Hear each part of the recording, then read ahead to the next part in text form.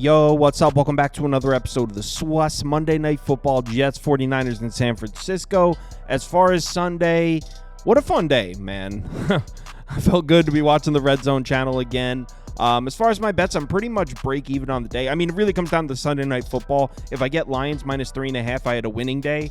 If I lose Lions minus 3.5, I had a losing day. But overall, it was a lot of fun. Feel like I got robbed on the Titans a little bit, on Titans +4. But it's all right. Had a great day. Hopefully, by the time you're watching this, I got Lions minus 3.5 and had a winning Sunday. But either way, let's try to grab a W here. Monday Night Football. Let's do it. Welcome to the SWUS. The SWUS. SWUS. Hey, get the SWUS. All right, like I said, Jets are in San Francisco. The line is down to 3.5. This one's been pretty much getting bought down all summer. Total sitting at 43.5. So let's go ahead and get into this one. And why don't we start with the glaring mismatch? At least if we're using last year's metrics, it's a glaring mismatch. The San Francisco defensive line against the Jets offensive line, because we're talking about one of the best in football against one of the worst in football. Jets offensive line last season, 28th in run blocking grade, 30th in adjusted line yards, 31st in pass blocking grade, 28th in adjusted sack rate. One of the worst run blocking units and one of the worst pass protection units in the NFL. 49ers defensive line, as we know, one of the best in football. But here's the thing. This is not your grandfather's Jets offensive line here. This is an upgrade unit in a major way. Tyron Smith has been added at left tackle, Morgan Moses at right tackle. They also drafted a tackle in the first round, so they have depth, something they seriously lacked last year with the injuries. John Simpson from the Ravens comes in to play left guard. 3 major additions to this offensive line, plus they're entering the season with a healthy Vera Tucker. So sure, we can look at last year's metrics and say the Jets have one of the worst offensive lines in the NFL, but that's not the offensive line that's going to be taking the field on Monday night. In fact, they're projected to be a top 5 line in the league this season. Sharp Football has them at 2nd. Pro Football Focus has them at 5th. So this might actually be a very good Jets offensive line. Certainly a change of pace from last year. But no question, they're going to have their hands full in the opener here. They're up against the 49ers defense. San Francisco against the pass last year, 5th in yards per pass attempt allowed, 6th in pass defense EPA, 4th in pass defense DVOA. One of the best pass defenses in the NFL. But look at the bottom half of this graphic. San Francisco kind of fell off against the run last year, and the Jets were able to run the ball a little bit here and there. Now, let's not get it twisted. This was still a bad rushing offense. I mean, they were 29th in rushing EPA, 32nd in rushing DVOA. It was basically they broke some big plays. That's it. They did average 4.2 yards per carry as a team, but that was with the old Jets offensive line, and they've got the running back. If you go by some of these advanced metrics, Breece Hall's one of the best running backs in the NFL. Amongst 48 qualified running backs from last season, Breece Hall was 8th in PFF rush grade, 5th in yards per carry above average, 6th in rushing yards over expected per attempt. So they got the offensive line, they've got the running back. And it's nice to know that Breece Hall went off in the Jets opener last year. 10 carries, 127 yards rushing. That was in week 1 last year. Now they're matched up against a 49ers defense that's coming in with a new coordinator. And usually, I would say that's a positive, but I think Steve Wilks needed to go. I mean, he was only there for 1 season. He tried some new things, didn't really work. Look at the 49ers run defense numbers by year.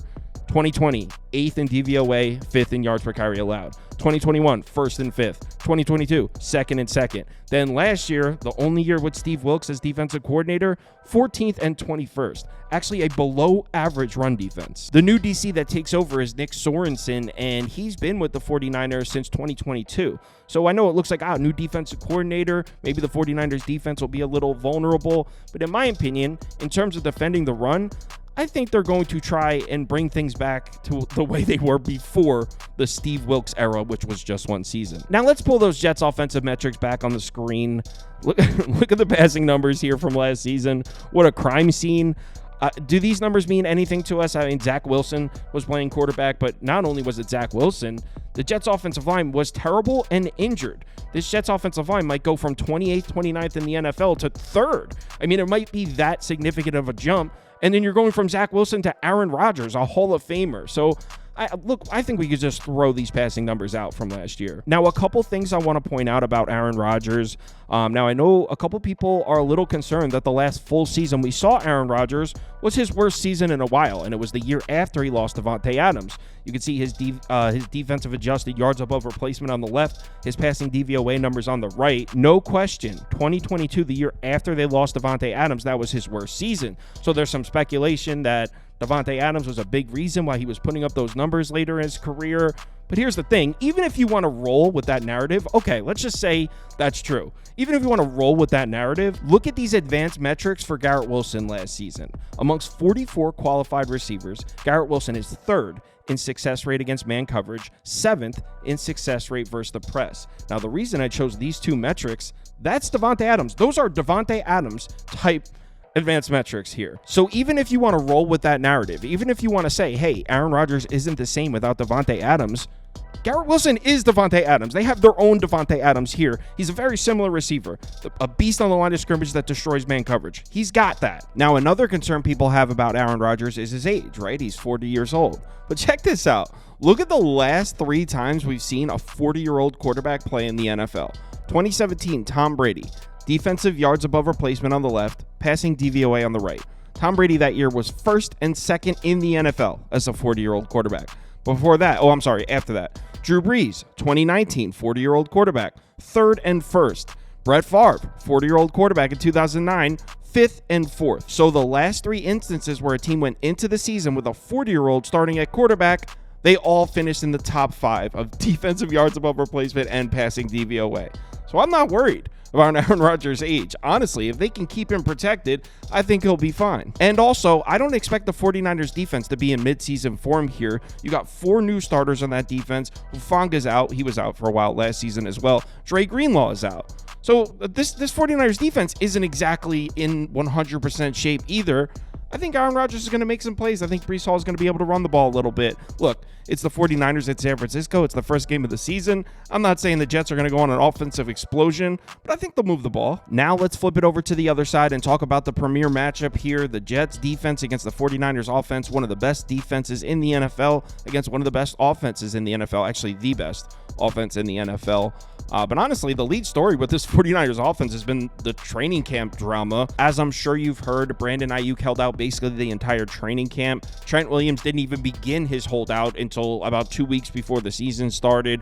Christian McCaffrey was injured in camp. I think it was his ankle. It's actually not even 100% confirmed that he's even playing in this game. Now, he's been participating in late practices, so I think we expect Christian McCaffrey to play, but that's not even confirmed yet. He's listed as questionable. And Ricky Pearsall was shot. So yeah, a lot going on with this 49ers offense during the offseason. The most crucial of them was the Trent Williams situation. Well, the most crucial in terms of football production. Obviously, getting shot is pretty getting shots pretty serious. I meant the most crucial in terms of the 49ers offensive production on the field. It was Trent Williams. Look at the 49ers since 2021 with and without Trent Williams on the field. With Trent Williams, they have a win rate of 65.5% compared to 33% without him. Points per game, a full touchdown more per game with Trent Williams on the field. Average passer rating significantly up as well. Look at Brock Purdy's numbers from last season with and without Trent Williams. With Trent Williams on the field, 28 touchdowns, 2 interceptions. Without him, 3 touchdowns, 9 interceptions. And it's not just the passing game. Look at Christian McCaffrey from last year. Without Trent Williams on the field, 1.8 yards before contact per attempt, 2.3 with Trent Williams on the field. So getting his situation settled was priority number 1 for the 49ers, or at least it should have been in terms of production on the field. And it's a good thing they took care of that because they have issues on the offensive line for this game. Feliciano's out at guard, and Aaron Banks, he's listed as questionable. He's been participating in light practice, but he had surgery on, I think, his finger, and he missed most of training camp himself. So this 49ers offensive line isn't even in great shape. Like I said, Christian McCaffrey's listed as questionable. He's been banged up all camp. Look, we're not getting the best version of the 49ers here. And on the other side, it's almost the exact opposite. The Jets defense is in great shape. One of the best defenses in the NFL from last year. Everyone's healthy. I mean, Hassan Reddick is holding out, but he wasn't even there last year. Chuck Clark finally makes his Jets debut. He joined the team last year, didn't play a single game. He missed the entire season with an injury. He's on the field now. This Jets defense is loaded, and they're all healthy. Oh, yeah, by the way, Kinlaw. Javon Kinlaw has been added to the Jets defensive line, so they might even be better. And what's so clutch about this Jets defense is their ability to generate pressure without blitzing. 16.3% blitz rate last year, 31st in the NFL. This Jets team does not blitz often, but they're still, last season, 4th in pressure rate, 4th in adjusted sack rate. Their front four can pressure the quarterback all by themselves, which is huge in this matchup because Brock Purdy, when given a clean pocket, is the best quarterback in football. 10 yards per pass attempt, 122.6 passer rating when given a clean pocket, first. Not that his numbers under pressure are bad, but it's certainly a huge drop-off. It goes from 10 yards per attempt to 7.8 yards per attempt. Passer rating goes from 122.6 to an 82.9. So factor in the injury situations on the 49ers offensive line. This Jets D-line should be able to get pressure on Brock Purdy in this game. Now, I know you may look at the 49ers passing numbers from last year and be like, Kyle, there's no way the Jets can stop this offense. I mean, look at the passing numbers. First, with 9 yards per pass attempt. First in the NFL, first in passing EPA, first in passing DVOA, first in every metric here in terms of throwing the ball. But look at the Jets pass defense. Second in yards per pass attempt allowed, 4th in pass defense EPA, 3rd in pass defense DVOA. And what I really like about this Jets pass defense is they show up against good quarterbacks. These numbers are from the Jets last year against Mahomes, Josh Allen twice, Tua twice, Dak Prescott, Jalen Hurts, CJ Stroud, Justin Herbert. So these numbers right here are from the Jets defense in those games. 226.9 passing yards per game, 6.73 yards per pass attempt, just an 80 average passer rating. To put up those kinds of numbers against quarterbacks of that caliber, I mean, this Jets defense, I'm not scared to back it. Now, if you are looking to back the 49ers, Christian McCaffrey could be a matchup nightmare for the Jets. If there was one weakness to this Jets defense last year, it was making tackles in the open field. Jets defense 25th in open field yards allowed last year, and also they really struggled with RBs that can catch the ball. 26th in DVOA, in pass defense DVOA against running backs, 25th in receiving yards per game allowed to opposing running backs. That's Christian McCaffrey, catching the ball out of the backfield and getting into open space. That's Christian McCaffrey. So CMC is definitely a matchup nightmare for the Jets. But as a whole, I think Brock Purdy is going to be in for some problems. So what am I betting in this game? Well, I mean, I guess I have to take the Jets at plus 3.5, but to be honest, I think I'm just going to play the under at 43.5. This Jets defense might be the best in football this year, certainly one of the best. 49ers, like I said earlier, I don't expect them to be in midseason form here in week one. Couple injuries, all the offseason stuff. Don't expect to see the 49ers' best fastball in this game. So against a defense like the Jets, I don't really feel comfortable laying more than a field goal. So I like the under. I'll probably bet the under. Give me the Jets plus 3.5 for the video, but I'm not sure if I actually will bet that. I'll bet the under, though. Live show is going to be at 4 p.m. Eastern time. We'll bring on some guests. We'll do touchdown scorers, all of that. Also go through the MLB slate. If you're able to make it, we'd love to see you in the comments. Let's finish off week one strong. Hopefully, by the time you're watching this, the Lions will have covered. They're up 4 right now, so we'll see. Jets, 49ers, Monday Night Football. Let's have a good one.